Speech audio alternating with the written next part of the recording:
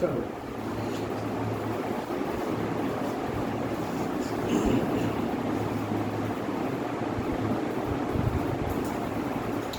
अभी तक हमने डिटरमिनेंट सुपरवाइजिंग सॉल्व करना ही सीखा है।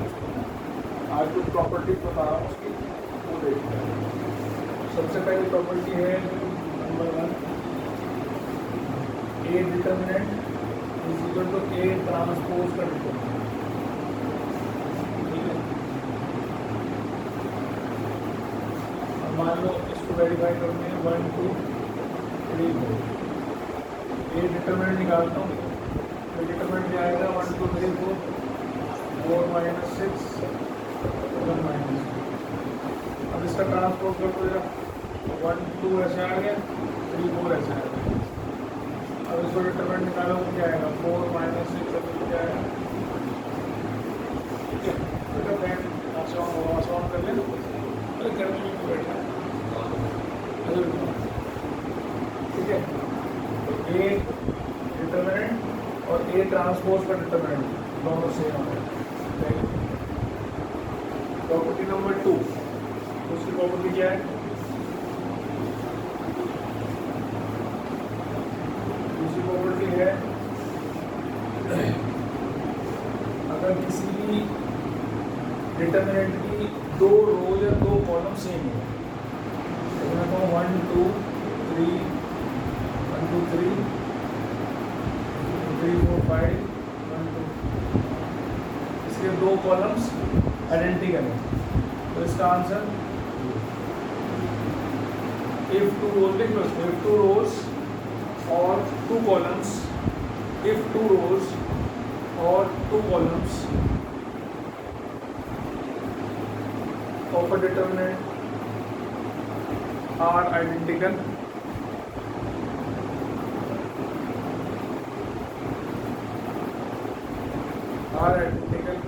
the value of determinant will be 0.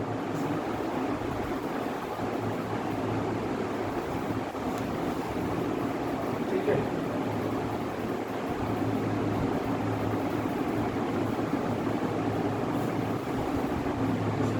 Value of determinant will be 0। अब इसके बाद थर्ड प्रॉपर्टी आती है, लिख लो उसको थर्ड प्रॉपर्टी को। If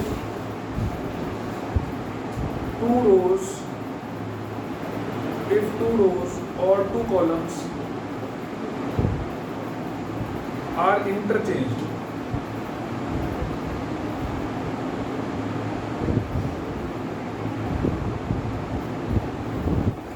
the value of determinant remains same. The value of determinant remains same,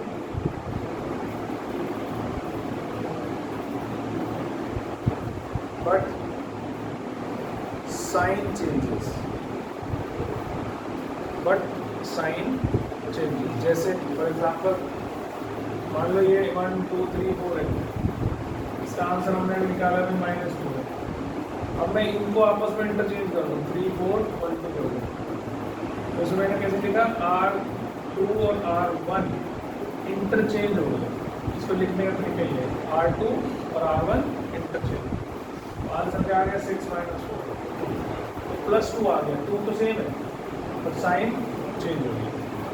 अब तुम इसको भी ऐसे भी करते तो भी ऐसे होगा, 2 4 1 3 अगर मैं करता तो भी देखो 6 - 4 2 आएगा। ठीक है, 2 कॉलम या 2 रोज को आपस में इंटरचेंज करने पर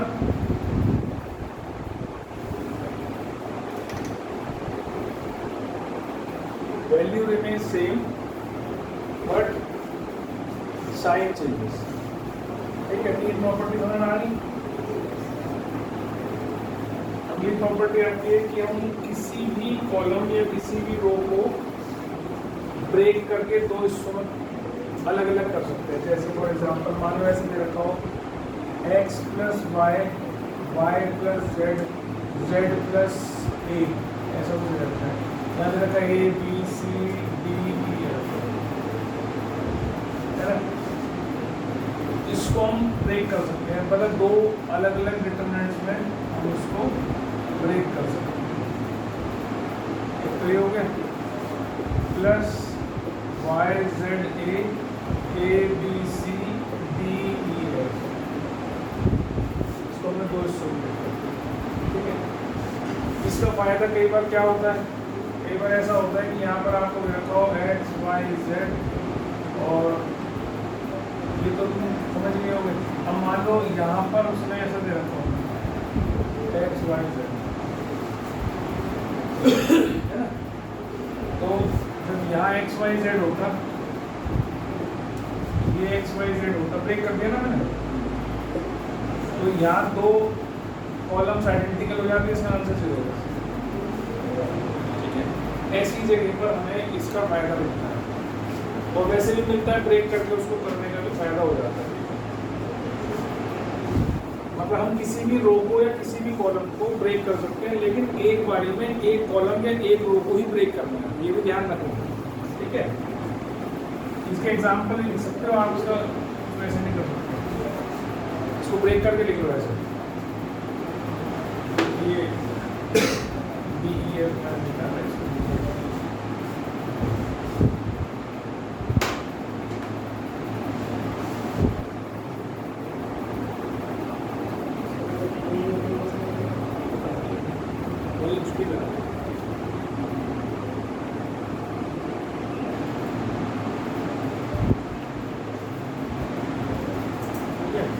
अब मान लो यहाँ पर ऐसा होता +1 +2 +3, यहाँ पर होता +4 +5 +6, मान लो ऐसा, है ना।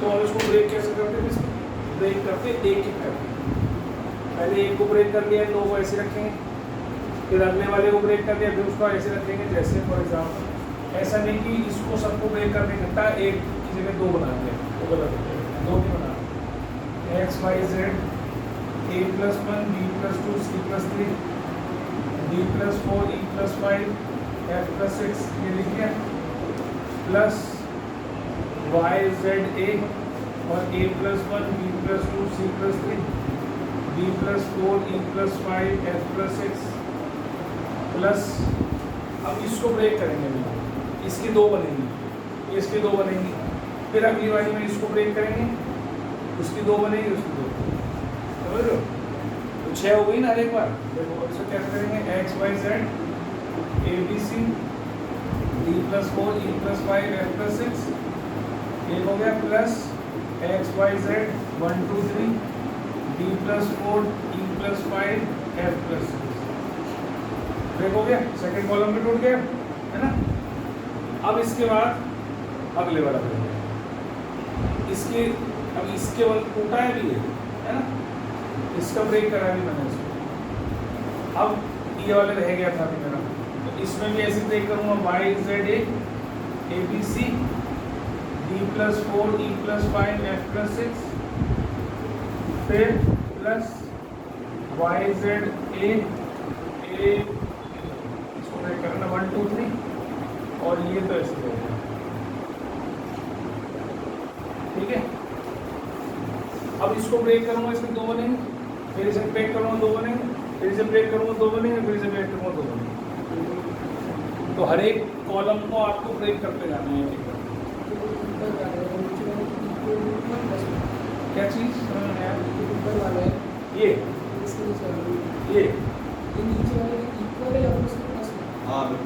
नहीं, ये इसकी जो वैल्यू निकलेगी ना डिटरमिनेंट की, वो तुम सारे जितने भी वैल्यूज हैं उनकी सबकी मिला के मिलेगी, पर मिलेगी।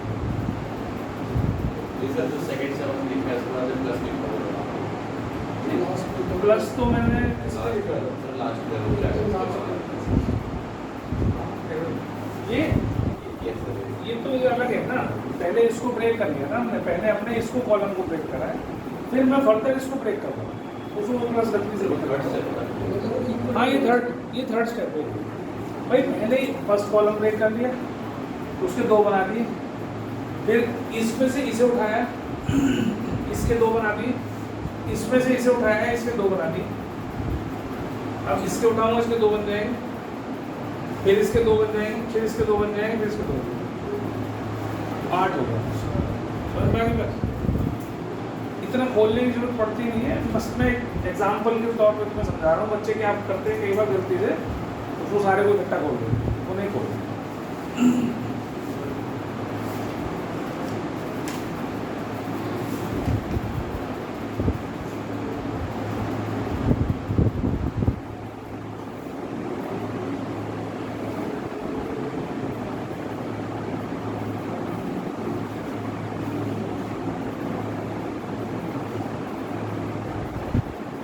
जैसे कॉलम ब्रेक करा है ऐसे ही आप रो भी ब्रेक कर सकते हैं। जो काम हम कॉलम में करेंगे वही सिमिलर हम रो में भी कर सकते हैं।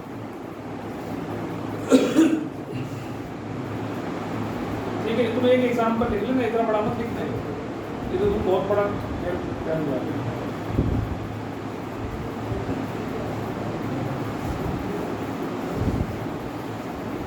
किसी भी रो या किसी भी डिटरमिनेंट को हम दो डिटरमिनेंट्स के सम के बराबर लिख सकते हैं किसी भी रो को ब्रेक करके या किसी भी कॉलम को ब्रेक करके। इसके बाद अब जैसे हम मैट्रिक्स में करते थे, करो जैसे हम मैट्रिक्स में करते थे, मान लो मैट्रिक्स होती थी मेरी 1 2 3 4। अगर मैं इसको 2a लिखता था क्या कर देता था, 2 4 6 8 कैसे करता था। अब डिटरमिनेंट में वो काम नहीं होगा, है ना। इसमें किसी एक कॉलम किसी एक रो को भी हम मल्टीप्लाई कर सकते हैं इसमें, क्योंकि ये वैल्यू है, दिस इज अ वैल्यू। अब ये इसका मतलब ये नहीं है कि मैं सबको कर दूँ। जैसे ये मैंने ए डिटरमिनेंट निकाला तो ये कितना होता है हमारा -2 आया था, इसका डिटरमिनेंट निकालूंगा। अब 2 डिटरमिनेंट निकालूंगा तो -4 आना चाहिए, ट्वाइस ऑफ डिटरमिनेंट। तो वो कैसे आएगा, अगर मैं सबको ट्वाइस कर दूँ उसको कैसे करूँ, 16 माइनस 24 ये तो -8 आ गया। तो इसका मतलब ये तो this is not equal to 2a के डिटरमिनेंट के बराबर, 2a के डिटरमिनेंट के बराबर नहीं होता है। This is not equal to twice of this. इसकी एक प्रॉपर्टी बताई थी मैंने तुमको, पीछे पेन नोट ले लेना।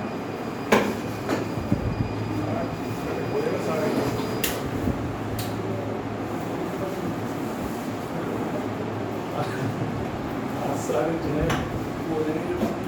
क्लास रखो ना उस दिन और ज़्यादा होता है। इसकी मैंने प्रॉपर्टी तुम्हें बताई थी, जो ऑर्डर होता था उसकी पावर 2/2 की मैट्रिक्स है, ध्यान है, 2 की पावर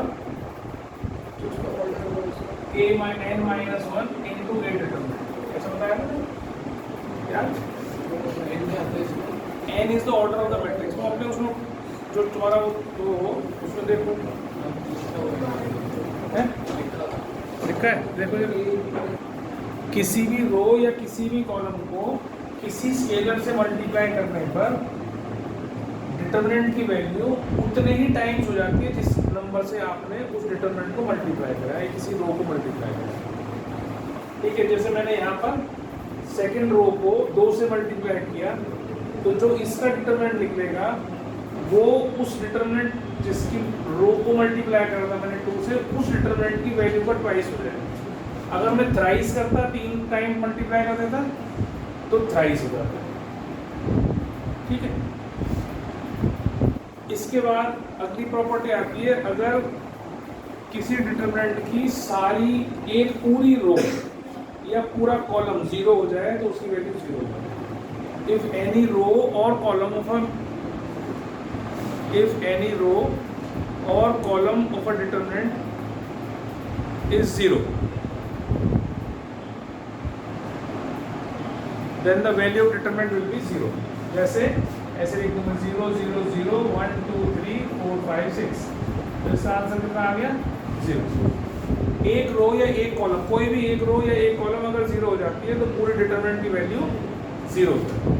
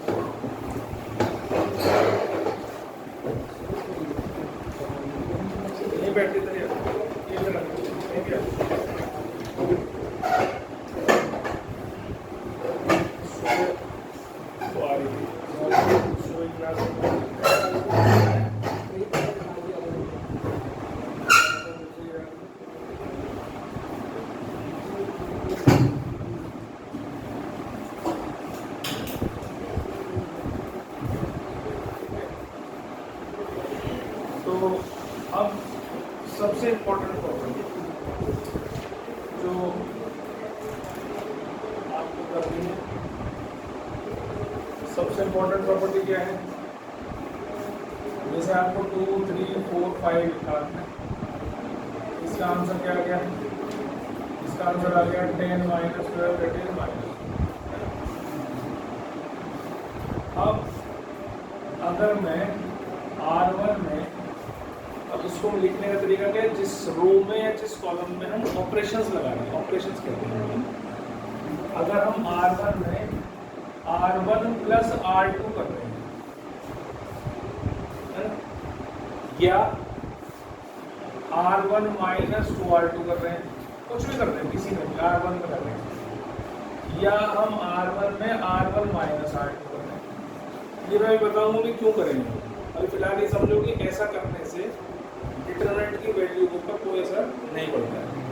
जैसे अगर मैं इसको R1 में जोड़ दूँ तो ये कितनी रहेगी? 6 और ये रहेगी 8, 2 प्लस 4, 3 प्लस 5 8 और ये 4 5। देखो 30 माइनस 32 कितना आ गया? अगर इस रो में इस रो को ऐड भी कर दिया मैंने तो भी मेरी डिटरमिनेंट की वैल्यू चेंज नहीं होगी। अगर ये लगा दूँ, सपोज R1 के अंदर क्या करा मैंने? 2 माइनस 8, है ना?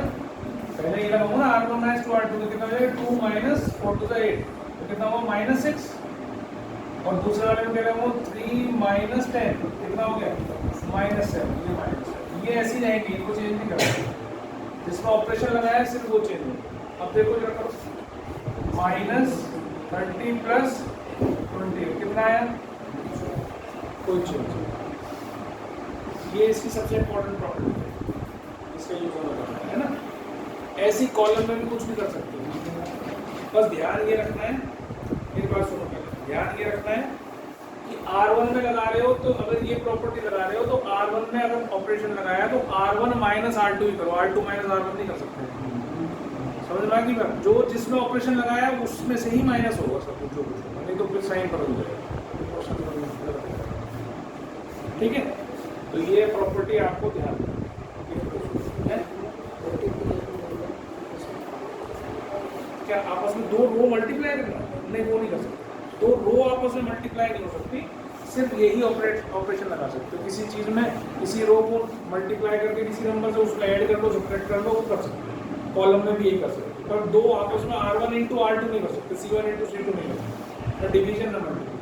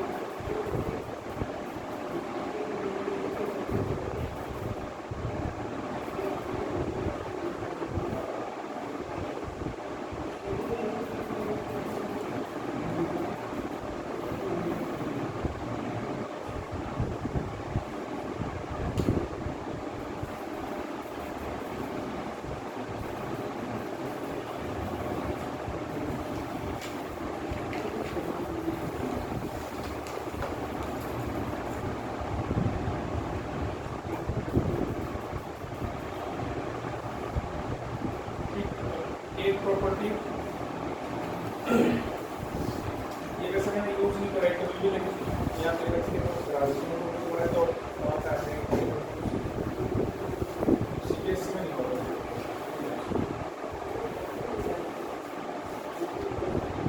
प्रॉपर्टी है इफ ए ऐसे लिया है is a diagonal matrix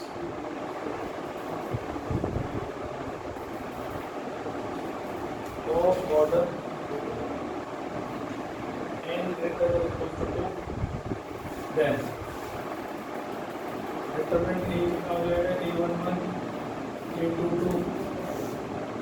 3 3 example कर देते हैं, ठीक है। मान लो सपोज हमारे पास डायगोनल मैट्रिक्स क्या होती है जिसमें सिर्फ डायगोनल एलिमेंट होते हैं, 2 0 0 3 डायगोनल मैट्रिक्स है ना। इसकी अगर मेरे को डिटरमिनेंट निकालनी है B11 इंटू A22 ये हो जाएगा, वैसे भी निकालोगे तुम 6 ही आएगा ना, डिटरमिनेंट निकालोगे तो क्या आएगा 6 आ जाएगा 2 0 0 3, तो आप वैसे 6 निकाल सकते हैं, 2 2 को तो पता नहीं चलता ना, लेकिन 3 3 हो, मान लो ऐसा हो 0 0 4 0, तो इसका आंसर क्या होगा 2 इंटू 3 इंटू 4, 2 इंटू 3 इंटू, ये आंसर इसका आंसर है। अगर विश्वास नहीं होता इसका तो इसको करके देख लो, ट्वाइस करो, यहाँ से इस रो के लॉन्ग बनेगा ना, तो क्या करोगे ये हटा दोगे तो कितना आएगा 12, कितना हो गया 24, ऐसे कितना आ रहा है 2 इंटू 3 इंटू, मतलब डायगोनल एलिमेंट्स को मैं मल्टीप्लाई कर देता हूँ सबको आपस में, तो उसका आ जाएगा, ठीक है। ये डायगोनल मैट्रिक्स के, फिर उसके बाद अगर A और B स्क्वायर मैट्रिक्स है सेम ऑर्डर की, if A and B are square matrix of same order, if A and B are square matrix of same order, देख लो अगली प्रॉपर्टी है, if A and B are square matrix of same order then AB का determinant is equal to A determinant B determinant, ठीक है। एक ही property है,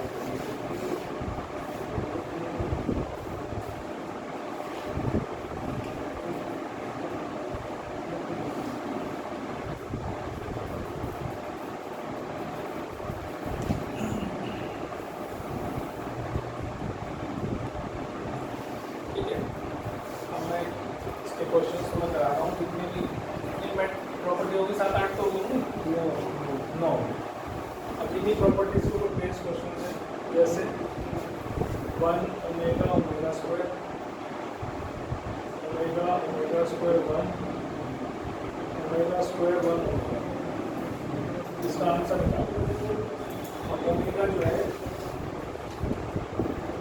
is a complex root of variable, मैंने आपको पिछले साल कराया भी था, इसी साल कराया था, क्लास में शायद कराया था, मैट्रिक्स में आया था शायद। तो क्यूब रूट ऑफ यूनिटी क्या होता है 1 का क्यूब, और वो वैल्यू मैंने निकाल के दी गई प्रॉपर, पर उसको तुम भूल जाओगे वैल्यू क्या थी। अभी तुम फिलहाल ये याद रखो 1 प्लस ओमेगा स्क्वायर 0 होता है और ओमेगा क्यूब जो है 1 होता है, ठीक है। तो अब हम इसको इसकी वैल्यू निकालते हैं, इसकी वैल्यू निकालने के लिए हम अगर R1 में या C1 में कहीं पे भी R1 में R1 plus R2 plus R3 करते हैं, तो क्या होगा देखो ऊपर क्या बन जाएगा, पहली रो में क्या बन जाएगा 1 plus omega square omega plus omega square plus 1 omega square plus 1 plus omega, ये हो जाएगा ना ऊपर, और नीचे ऐसे ही रहेगा,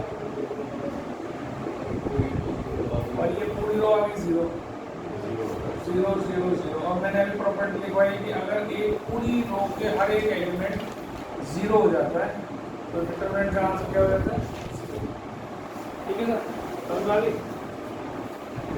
ये क्वेश्चन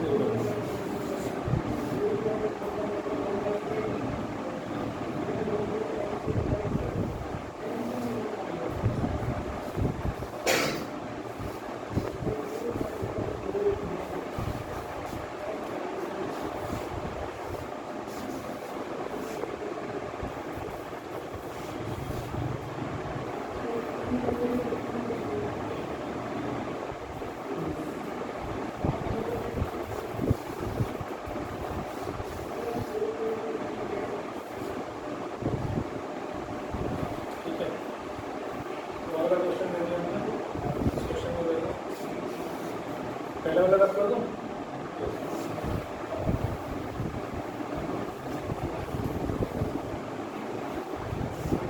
इसमें क्या है देखो ये ध्यान रखा करो कि जब डिटरमिनेंट सामने आता है कि क्या किसी 2 रो या 3 कॉलम को आपस में ऐड करने पर एक कॉलम में सब कुछ एक सा बनना है क्या? जैसे अभी हमने बनाया R1 में R1 plus R2 plus R3, तो हमने देखा सब जगह 1 प्लस ओमेगा स्क्वायर कर दिया, ऐसा बना है ना। फिर हम उसको कॉमन निकाल देते हैं बाहर, तो 1 1 1 हो जाता है। किसी भी एक रो एक कॉलम से हम कॉमन निकाल सकते हैं। अब जैसे इसको अगर मैं इसको कॉलम को इस कॉलम को C2 में या C3 में मैं C3 प्लस C2 कर दूँ, तो ये 1 1 1 तो ऐसे रहे, ABC भी ऐसे रहे। ये क्या बन जाएगा? A plus B plus C, ये क्या बन जाएगा? B plus C plus A, और ये क्या बन जाएगा? C plus A plus B, सब में यही बन गया ना सेम। एक सेम कॉलम हो गई पूरी, इसमें से इसको मैं कॉमन निकाल सकता हूँ। मैट्रिक्स के अंदर अभी हमने करा था ना प्रॉपर्टी कि हम किसी भी कॉलम या किसी भी रो को एक को ही मल्टीप्लाई कर सकते हैं, या जैसे मैंने ये लिखा था ट्वाइस ऑफ दिस, तो केवल एक रो या एक कॉलम को हम मल्टीप्लाई कर सकते हैं। ऐसे हम एक कॉलम या एक रो में से ही कॉमन निकाल सकते हैं एक वाली में। दूसरी में अगर हो तो दूसरे में से निकाल, जैसे मान लो मेरा 2 2 2 होता है तो मैं 2 भी निकाल लेता और ये भी निकाल लेता था, ठीक है। इस पूरी कॉलम में से 2 कॉमन, इसमें से A plus B plus C common, लेकिन इसमें नहीं है तो इसको A plus B plus C common निकाल लेता। अब क्या होगा?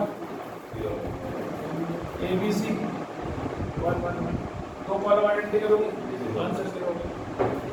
तो ये 0 इसमें नीचे लिखते जाना साथ साथ, क्योंकि तुम प्रैक्टिस करो कि आइडेंटिकल 2 कॉलम आइडेंटिकल है, इसलिए इसका आंसर 0 है।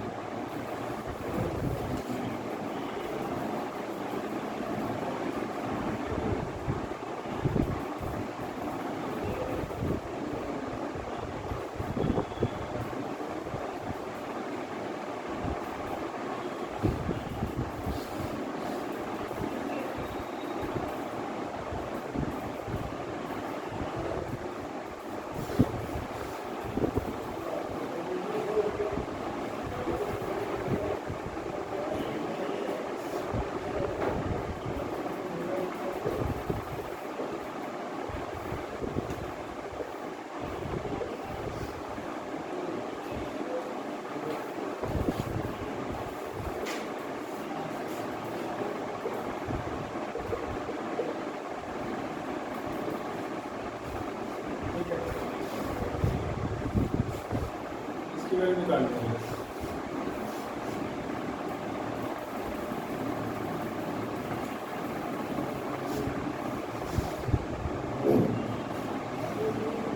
अब देखो अगर मैं ये सब एक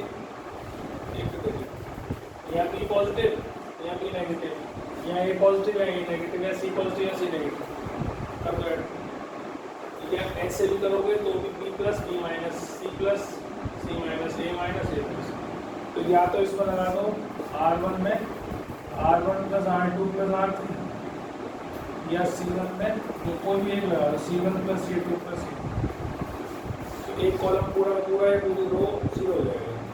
तो डिटरमिनेंट की वैल्यू कैसे जाएगी? 0 हो जाएगी। तो मैंने अगर ये अप्लाई करा इसमें तो ये 0 0 0 हो जाएगा, ठीक है।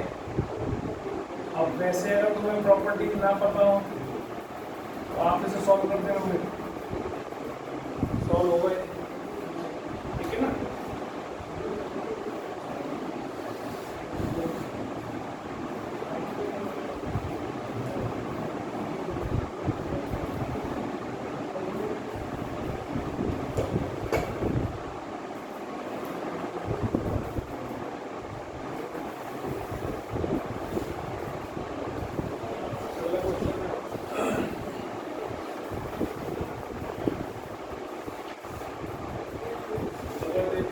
cosec square theta, cot square theta 1, cot square theta, cosec square theta minus 1, 42, 40, 40, ठीक है। जैसे ही आपको cosec square और cot square दिखाई दे तो उनको आइडेंटिटी याद आ जाती है। cosec square minus cot square इस बात है।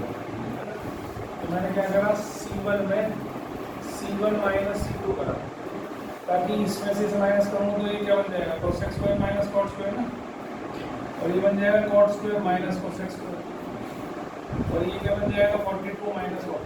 ये तो ये हो गया, इसको ऐसे ही रख दिया मैंने, और ये 1 माइनस कॉट है ना, ये क्या बन गया 1, ये क्या बन गया माइनस 1, ये क्या बन गया लास्ट, इसको देखो जरा 1 माइनस 1 2, दो कॉलम्स आइडेंटिकल है C1 and C3, value of determinant is 0।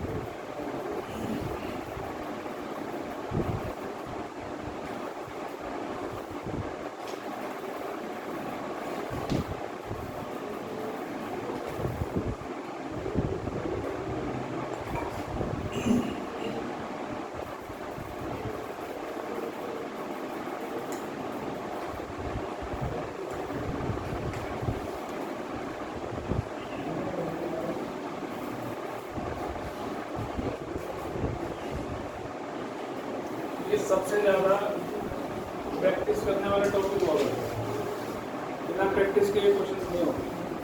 जब तक प्रैक्टिस नहीं करोगे तो तुम्हें तरीके समझ में नहीं आएंगे क्या करना है।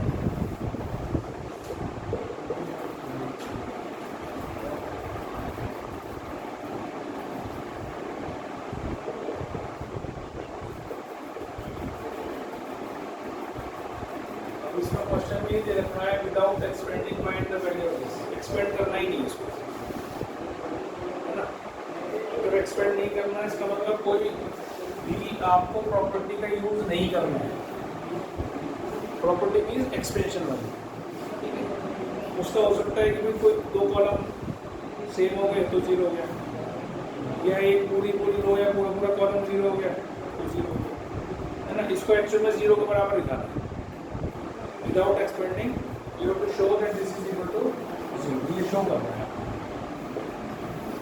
तो अब ऐसे क्वेश्चंस में एक चीज नोट करना हमेशा, जितने भी क्वेश्चन ऐसे आए हैं जिसमें कोई भी कॉलम या कोई भी रो ऐसी है, एक में BC है, एक में C है, एक में AB है, अगर 3 अल्फाबेट्स में से दो एक ही कॉलम में आ रहे हैं, रो में आ रहे हैं, ठीक है। जैसे पहली रो में BC आ रहा है, दूसरी रो में C आ रहा है, तीसरी रो में AB आ रहा है, इसमें तो कहीं से कोई कॉमन नहीं निकल रहा।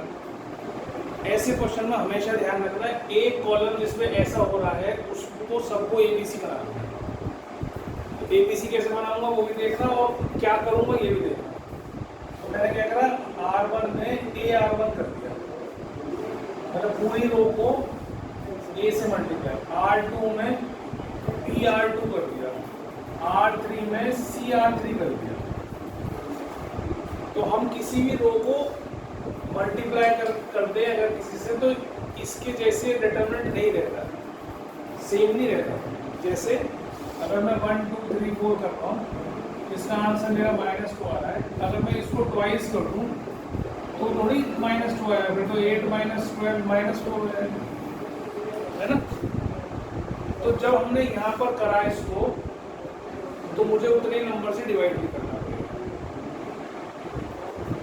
इस पर मैंने कोई एडिशन सब्ट्रैक्शन नहीं करा है। अगर मैं एडिशन सब्ट्रैक्शन करके करता तो चलता, ठीक है। वो भी अभी एक चीज़ समझाऊंगा, उस पर भी बच्चे गलती करते हैं। ये समझ में आ गई ना बात, भाई किसी भी, अगर अब मैंने इसको ट्वाइस करा था तो मुझे बाहर भी 2 मल्टीप्लाई करना पड़ता अगर इसके बराबर करता है ना, ताकि मैं इसको काटता तो ये -2 आया। जिस नंबर से मल्टीप्लाई मैंने करा किसी रो या किसी कॉलम को, उतने ही नंबर से पूरे डिटरमिनेंट की वैल्यू को डिवाइड कर दूंगा। तो अगर मैंने यहाँ पर लिखा है ABC, ठीक, तो मैं बाहर भी ABC से, और इसको A से करूँगा तो A B² C², ये ABC बन जाएगा। ये A से करूँगा तो AB + AC हो जाएगा, और इसको B से करूँगा तो BC² A² हो जाएगा, ये ABC हो जाएगा, यहाँ BC + AB हो जाएगा, और इसको C से करेंगे तो A² B² C हो गया, ये ABC हो गया, ये AC + BC हो गया। तो बात समझ में आती है, ठीक है। अब इसमें से ABC कॉमन निकाल सकता हूँ, ABC सेम हो गया, और इसमें से भी ABC कॉमन निकाल सकता हूँ। तो मैंने 2 बार ABC कॉमन निकाल दिया ऊपर से, एक इस वाले में रो में से और taking common ABC common from R1 and ABC common from R2, तो दोनों बार मैं बाहर निकलूंगा। समझ में आ गई बात? यहाँ क्या बचा ABC कॉमन निकालने से? BC, यहाँ क्या बचा CA, यहाँ क्या बचा AB, ऐसे बचेगा ना। और यहाँ क्या बचा 1 1 1, यहाँ क्या बचा AB plus AC, BC plus AB और AC प्लस, इतनी बात समझ में आ गई? तो ये तो कैंसिल हो गए। अब क्या करूँ, इसको और इसको अगर आपस में ऐड कर दूँ तो आइडेंटिकल बने AB plus BC plus AC, AB plus BC plus AC, AB plus BC plus AC, तो आइडेंटिकल बन जाएगी पूरी कॉलम। अब मैं इसमें ऑपरेशन क्या लगाऊंगा इसके बाद C1 में, अगला ऑपरेशन क्या है मेरा C1 में। यहाँ तो मैंने ऑपरेशन लगाने बहुत जरूरी है, अगर ऑपरेशन नहीं दिखाओगे तो तुम्हारे को MCQ आएगा तब तो कोई दिक्कत ही नहीं है ना। पर मुझे पता नहीं CUET में कुछ ऐसा भी आता है क्या, थ्योरेटिकल भी आता है, ये सारा MCQ भी आता है, मुझे आइडिया नहीं। ठीक है, पर आइडिया दिखाने इसलिए भी चाहिए, लिखने इसलिए भी चाहिए कि जब अगर मान लो नहीं हुआ तो तुम क्या चेक करो मैंने क्या किया। कोई ऑपरेशन तो देखोगे मैंने क्या लगाया था, क्योंकि 6 स्टेप के बाद तुम्हें ये थोड़ी याद रहेगा कि क्या करके आया हूँ पीछे में। ठीक है, हर एक उसमें ऑपरेशन जरूरी है। तो मैंने क्या करा C3 में करा, इसमें जोड़ रहा हूँ मैं इसको, तो C3 प्लस C1 कर, है ना। तो ये तो बाहर ABC है, ये BC, ये CA, ये AB, ये 1 1 1, यहाँ AB plus BC plus AC, AB plus BC plus AC, AB plus BC plus AC। ठीक है, अब मैंने ये कॉमन निकाल लिया। जैसी कोई चीज सेम बनती है हम उसको कॉमन निकाल देते हैं, AB प्लस BC प्लस ये 1 1 1। अब दो कॉलम आइडेंटिकल हो गए तो डिटरमिनेंट इज 0। अब हमने इसको एक्सपेंड में एक स्टेप भी एक्सपेंड नहीं किया, without expanding we have proved that this value is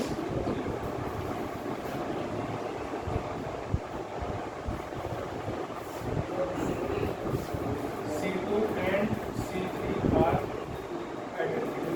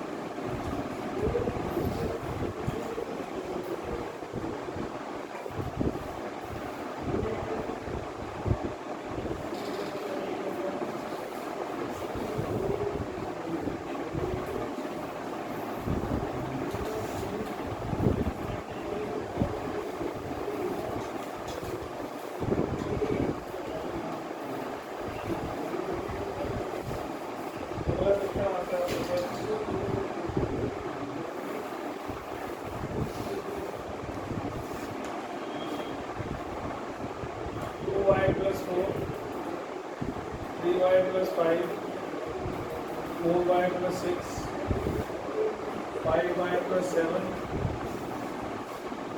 6y plus 8, 7y plus 9, 8y plus a, 9y plus b, 10y plus c। ठीक है, क्वेश्चन है if a b c are in AP, find the value of given determinant। ठीक है,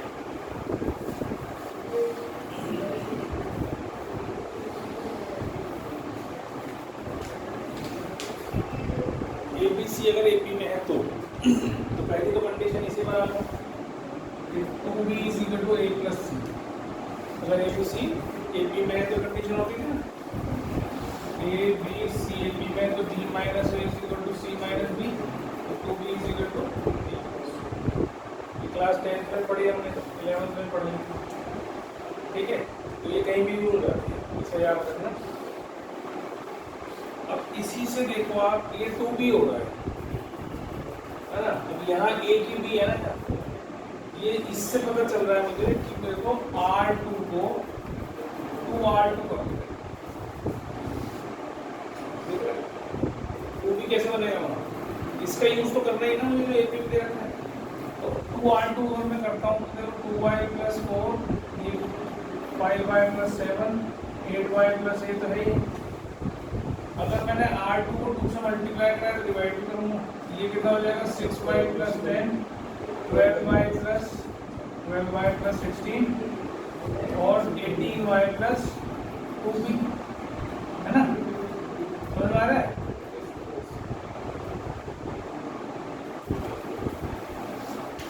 ठीक, अब अगर मैं इन दोनों को ऐड करके इसमें से माइनस कर दूं, क्यों कर रहा हूं, क्योंकि 2b माइनस a प्लस सी 0 है, 2b माइनस a प्लस सी 0 है, तो 2b a प्लस सी कहाँ से आएगा, ये और ये थोड़े घटेंगे इसमें। तो मैंने क्या ऑपरेशन लगाया इसके बाद, R2 में R2 minus R1 plus R3, इन दोनों को आपस में ऐड करा, इसमें से माइनस कर दिया। मैंने बताया था कि ऐसे ऑपरेशन लगाने से डिटरमिनेंट की वैल्यू पर कोई फर्क नहीं पड़ेगा। किसी में से किसी दो कॉलम को ऐड कर दो, तीसरे में से माइनस कर दो, कुछ भी कर सकते हो आप, एडिशन सब्ट्रैक्शन। ठीक है, बस ये ध्यान रखना है, अगर जिस रो में आप ऑपरेशन लगा रहे हैं उस रो में किसी नंबर से आपने मल्टीप्लाई करा तो उतने नंबर से डिवाइड भी करना है। ठीक है, नहीं तो डिटरमिनेंट उतने टाइम्स आ जाएगा। जैसे मान लो सपोज यहाँ मेरे को twice R2 plus R1 plus R3 करना होता, तो मुझे 2, क्योंकि इसमें ऑपरेशन अगर R2 में मैंने 2 मल्टीप्लाई करा है तो उस नंबर से मैं डिवाइड भी करता हूँ। ये चीज़ ध्यान रखना। ठीक, इसको हटा दो, इसको करना ही नहीं। तो 1/2 आ गई, इसके बाद 1/2, और ये तो सेम रहेगा 2y plus 4, 5y plus 7, 8y plus 8। यहाँ क्या हो जाएगा, 6, ये 0 हो जाएगा, 0, ये भी 0 हो जाएगा, क्योंकि 9 प्लस 7 16, 16 बाई 16 0, और ये 7 में ये 0, ये 0, और यहाँ क्या हो जाएगा 0 plus 2b minus a plus c, है ना। अभी तो ये आएगा ना 2b minus a plus c, वो भी 0 हो जाएगा, इस 0 हो जाएगा। एक पूरी कॉलम ही नीचे वाला ऐसे कर दो, इसको तो वो आपको करना ही नहीं। अब ये भी 0, ये भी 0, और इसके हिसाब से ये भी 0, तो पूरी एक रो 0 बना दी, तो आंसर 0। ठीक है, सेकेंड रो आपकी 0 हो गई, देखो वैल्यू ऑफ डिटरमिनेंट इज 0।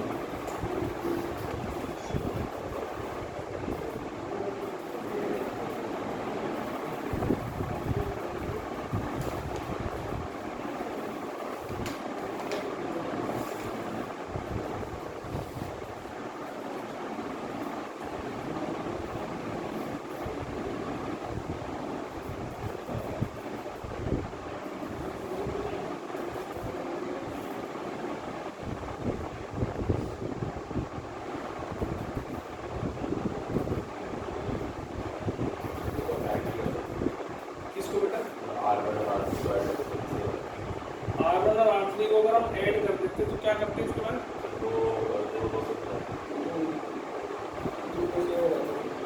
अच्छा मतलब मैं इसको इसमें ऐड कर दूँ, हाँ तो भी कर सकते हो, वो a प्लस सी की जगह 2 भी डाल दें, उससे कोई फर्क नहीं। तुम्हारा काम है या तो 0 बना दो या आइडेंटिटी का बना दो, उसी की जगह।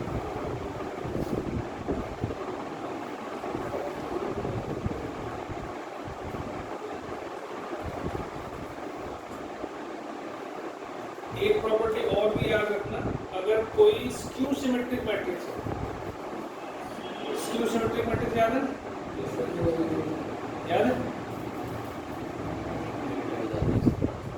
ट्रांसपोज उसका नेगेटिव है। तो अगर स्क्यू सिमेट्रिक मैट्रिक्स है और ऑर्डर ऑड ऑर्डर की है 3×3 5×5, तो उसका डिटरमिनेंट हमेशा 0 होता है। स्क्यू सिमेट्रिक मैट्रिक्स की एक प्रॉपर्टी और हमने मैं प्रूव भी करी थी, डायगोनल एलिमेंट 0 होता है ना। तो स्क्यू सिमेट्रिक मैट्रिक्स का डिटरमिनेंट 0 होता है ऑड ऑर्डर, 2×2 का नहीं, 3×3 5×5, इसको लिख लो, ये तुम्हारे इसमें बोर्ड में भी काम आ जाएगी। Determinant of skew symmetric matrix of order odd order is 0। ये शायद फिर से कब उसने पूछा था, खुशबू एग्जाम में आई थी answer. Determinant of skew symmetric matrix of odd order is 0। Odd order का मतलब होगा 3×3 5×5 ऐसे हो, और 5×5 तुम्हारे तो आती नहीं, तो 3×3 फिलहाल तुम्हारे। ठीक है, क्वेश्चन में तुमसे किसी भी फॉर्म में पूछा जा सकता है। मान लो अब ये याद रखना ऑड ऑर्डर, और तुमसे क्वेश्चन में देगा, सपोज एमसीक्यू में आया कि value of determinant A of order 4×4 is, लिख देगा बहुत सारे नंबर, तो उसमें 0 भी होगा। अगर तुमने ऑड ऑर्डर नहीं लिखा, इवन ऑर्डर का कुछ नहीं होता, इवन ऑर्डर तो वैल्यू निकालनी पड़ेगा। ठीक है, जैसे अब हमने 2×2 ली, तो स्क्यू सिमेट्रिक मैट्रिक्स में क्या होता था, 0 1 -1 और 0 ऐसे होता है ना। अब इसका मैं ट्रांसपोज करता हूँ तो क्या होगा, 0 1 -1 0 ऐसा हो जाएगा, ऐसे होगा। तो ये नेगेटिव बाहर निकाल लूँगा, इसमें से भी नेगेटिव बाहर निकाल लूँगा, इसमें से भी नेगेटिव बाहर निकाल लूँगा, कॉमन निकाल लूँ। अलग अलग रोज में से डिटरमिनेंट में हम कॉमन निकाल सकते हैं। जैसे मैंने पहले वाले में से माइनस कॉमन निकाला, तो ये माइनस बाहर आ जाएगा, ये प्लस हो जाएगा। अब इसमें से भी मैंने माइनस बाहर निकाला, तो ये माइनस हो जाएगा, ये माइनस इंटू माइनस प्लस हो जाएगा। तो देखो ये दोनों एक दूसरे के क्या हो गए, ट्रांसपोर्ट हो गए। ठीक है, तो अब ये जो ऑर्डर हुआ ये 2×2 हुआ, स्क्यू सिमेट्रिक बन रही है, बन रही स्क्यू सिमेट्रिक। तो क्या होता है स्क्यू सिमेट्रिक, मैं इसको बिठा दूँ,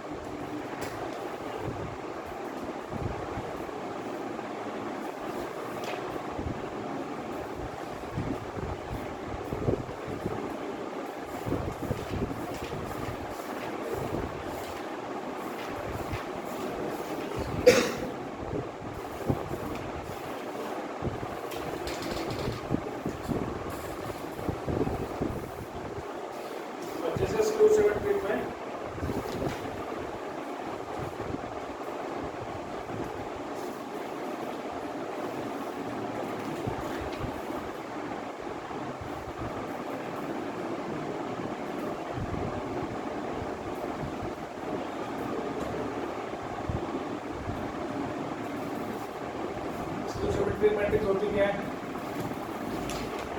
ए ट्रांसपोज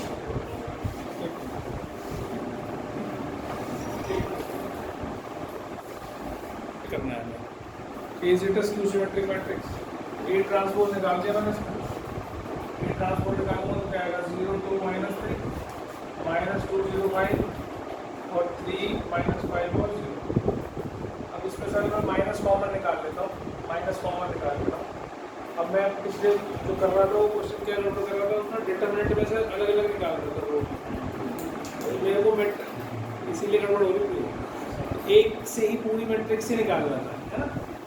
तो अब ये जैसे ये था हमने, तो इसमें सारे में से माइनस, क्योंकि मैट्रिक्स और डिटरमिनेंट में ये डिफरेंस है कि अगर मैं मैट्रिक्स है उसमें से माइनस कॉमन निकाल रहा हूँ तो मैं हर एलिमेंट में से माइनस बाहर निकालूँ, और मैं उसमें डिटरमिनेंट के अंदर किसी भी एक रो या किसी भी एक कॉलम से ही केवल माइनस बाहर निकाला।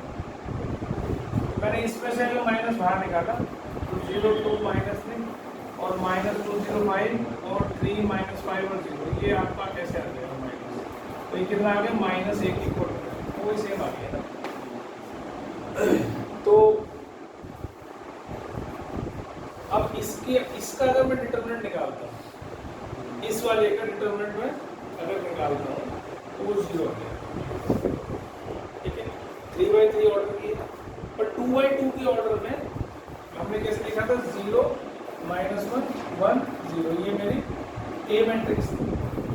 अगर मैं ए ट्रांसपोज कर देता हूँ तो क्या आ जाएगा, 0 -1 1 0, मैं माइनस बाहर निकाल देता हूँ तो 0 -1 1 0, ये फिर से वही आ गई, ठीक है। तो अगर मैं इसका ट्रांसपोज निकालता हूँ, इसका सॉरी डिटरमिनेंट निकालता हूँ, ये भी तो स्क्यू सिमेट्रिक है, ये भी तो स्क्यू सिमेट्रिक है, लेकिन ऑर्डर क्या है इसका 2/2, मतलब इवन ऑर्डर है, तो इसका आंसर 0 आ रहा है क्या, इसका आ रहा है 0 + 1 मतलब 1 आ रहा है। तो इवन ऑर्डर वाली का आंसर 0 नहीं आता है, ऑड ऑर्डर वाली का आंसर स्क्यू सिमेट्रिक में 0 है, ठीक।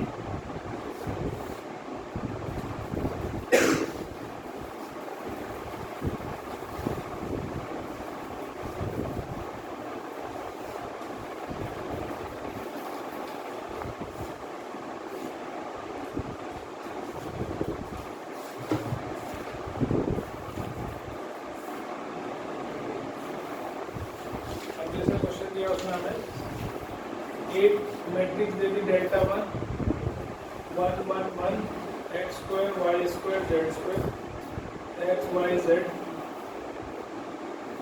और एक दे दी डेल्टा 2 जो भी 1 1 1 y z z x x y z। कहता है without expanding prove that delta 1 is equal to delta 2, ये प्रूव करना है। अभी जो प्रूव करने वाले क्वेश्चन होते हैं ना, उसमें आपको आंसर्स मिल सकते हैं वहाँ पर, है ना। 4 तरह के आंसर दे देंगे, कहेंगे भाई इसका सॉल्यूशन बताओ क्या होगा। अब ऐसे ये 2 दे रखी है तो बताओ डेल्टा 1 डेल्टा 2 बराबर है, या तो पता है मैं डेल्टा 1 डेल्टा 2 बराबर है, वहाँ पर जब ऑप्शंस होंगे तो तुम कैसे ढूंढोगे, तो सॉल्व करके तुम्हें पता चलेगा। ये प्रॉपर्टीज जब तक नहीं लगा पाओगे तब तक नहीं होगा। अब देखो ध्यान से समझना, अभी ये कंसेप्ट मैंने पीछे बताया था तुम्हें, जहाँ ए बी बी सी सी होते हैं, ऐसे यहाँ पर तो है y z z x x y z है ना तीनों, एक में 2 वेरिएबल है, तो उसको सबको एक्स वाई जेड बनाओ। यहाँ से शुरू कर लो, इस वाले से इधर आ जाएंगे, है ना। इससे उधर भी जा सकते हैं, ऐसा नहीं है कि इधर नहीं जा सकते, लेकिन यहाँ से यहाँ आना आसान है। देखो अगर मैं इस पूरी कॉलम को x से मल्टीप्लाई करूँ, इस पूरी कॉलम को y से और इस पूरी कॉलम को z से, तो मतलब मैं कर रहा हूँ C1 में x C1, C2 में y C2, C3 में z C3, तो बाहर भी मैं क्या लिखूँगा x y z लिखूँगा ना, डेल्टा 2 कर रहा हूँ मैं, तो यहाँ क्या हो जाएगा x, यहाँ हो जाएगा x y z, यहाँ हो जाएगा x स्क्वायर, यहाँ हो जाएगा y, यहाँ x y z, यहाँ y स्क्वायर, यहाँ z, यहाँ x y z, यहाँ z स्क्वायर होगा। इतनी बात आती है। अब इसमें से taking common x y z from second row, है ना, तो उसमें से बाहर निकाल दिया, तो यहाँ x y z आ गया, नीचे भी x y z आ गया, और यहाँ बच गया x y z 1 1 1 x square y square z square, निकल गया। अब ये और ये लगभग सेम है, देखो एलिमेंट्स देखोगे तो सेम है, बस रोज इंटरचेंज हो रही है आपस में। तो मैंने बताया था कि 2 रोज को इंटरचेंज करने पर डिटरमिनेंट के बाहर नेगेटिव आंसर आ जाता है। तो अगर पहला केस मेरे को हमें चाहिए ऊपर 1 1 1, तो मैं अगर R2 और R1 को इंटरचेंज कर दूँ अगर मैं R1 को इंटरचेंज कर दूं R2 से, पहला स्टेप।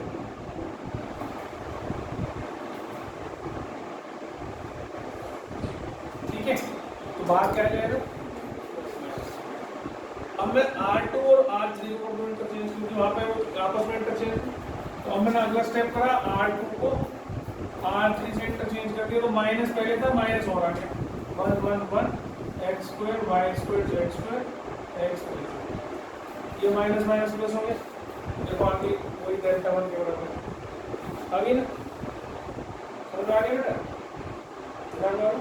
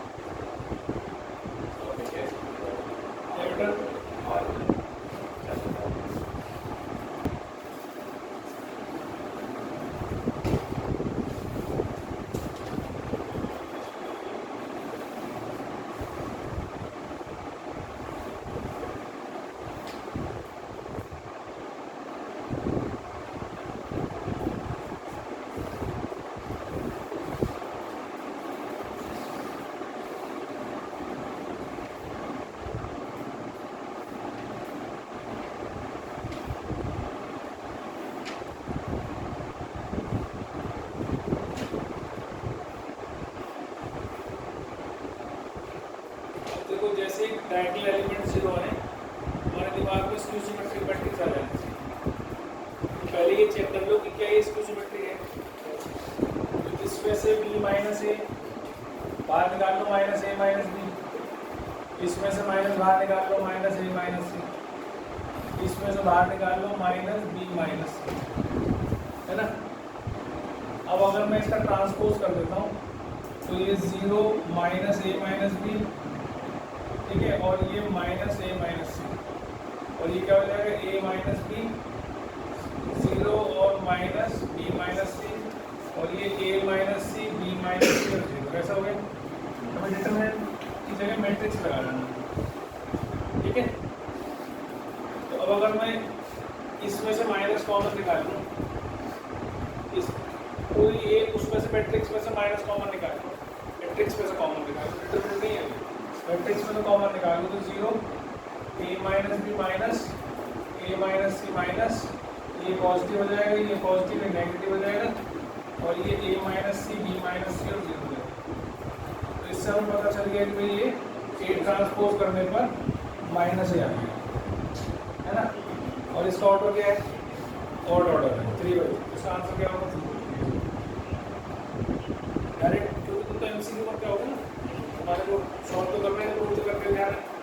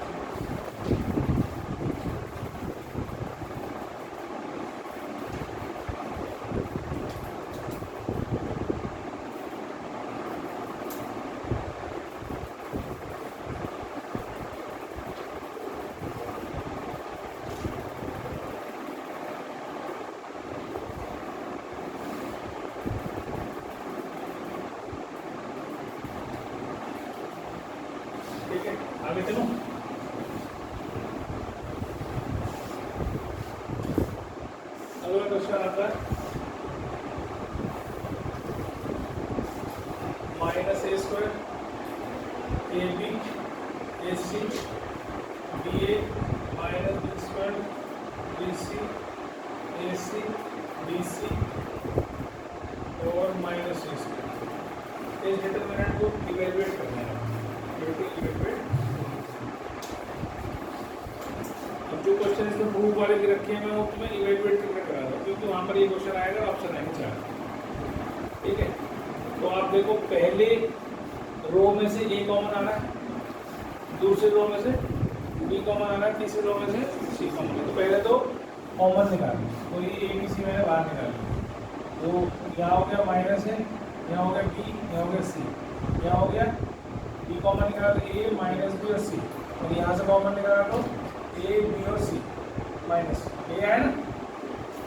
अब इसमें से भी ए बी सी कॉमन निकाल सकते हैं, ऐसे पहले कॉलम में से ए, दूसरे में से बी, तीसरे में से सी। तो बाहर क्या आ जाएगा ए बी सी का होल स्क्वायर, यह आएगा minus one one one one minus one one one one. अब सॉल्व करना आसान हो गया।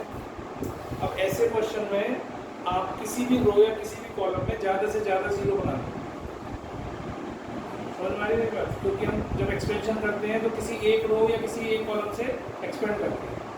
तो आपका एम अब ये होना चाहिए, इसके आगे मैं कुछ नहीं कर सकता, या तो मैं पूरा एक्सपेंड करूँगा इसको, या फिर मैं ज़्यादा से ज़्यादा जीरो बनाऊँगा इसको, ताकि मेरे को सॉल्व करने में, एक्सपेंशन करने में और जीरो वाला पार्ट खत्म हो जाए। उसको नहीं करते हैं। समझ में आ रही है?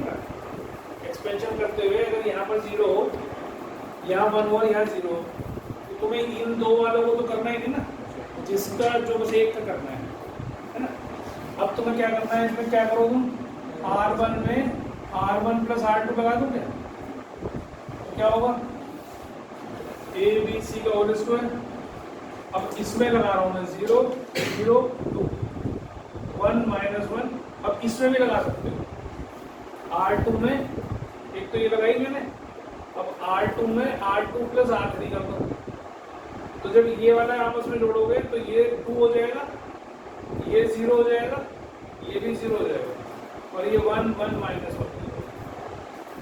जितने 0 हो जाए डिटरमिनेंट में उतने बढ़िया ना सॉल्व करना आसान। अब इसके दो एक्सपेंड करेंगे तो ये दो तो ले लेंगे, इसको ही एक्सपेंड करेंगे तो ट्वाइस बार, और कौन से उसका है ये प्लस माइनस प्लस प्लस वाला है, और ये 2 माइनस 0, तो जो आ गया 4 ए बी सी का।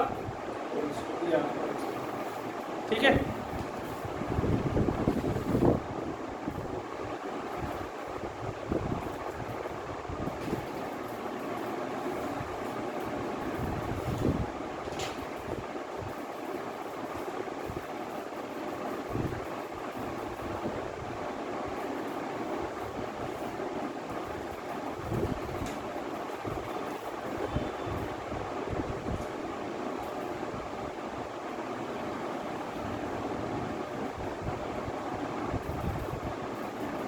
ए ट्रांसपोज का डिटरमिनेंट और ए डिटरमिनेंट इक्वल लिखवा दिया था ना प्रॉपर्टी में, ए डिटरमिनेंट और ए ट्रांसपोज का डिटरमिनेंट अभी जो लिखना है लिखवा दिया।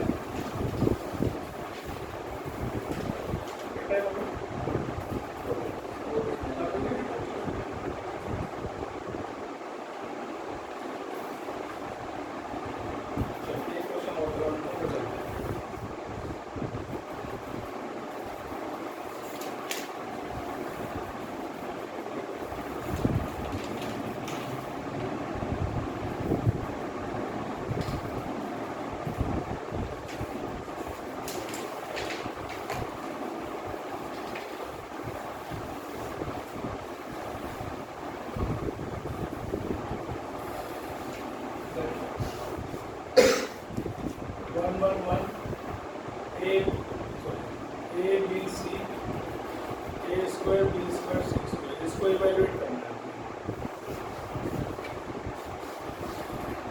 तो जिस भी रो या जिस भी कॉलम में अगर 1 1 1 मिल जाए,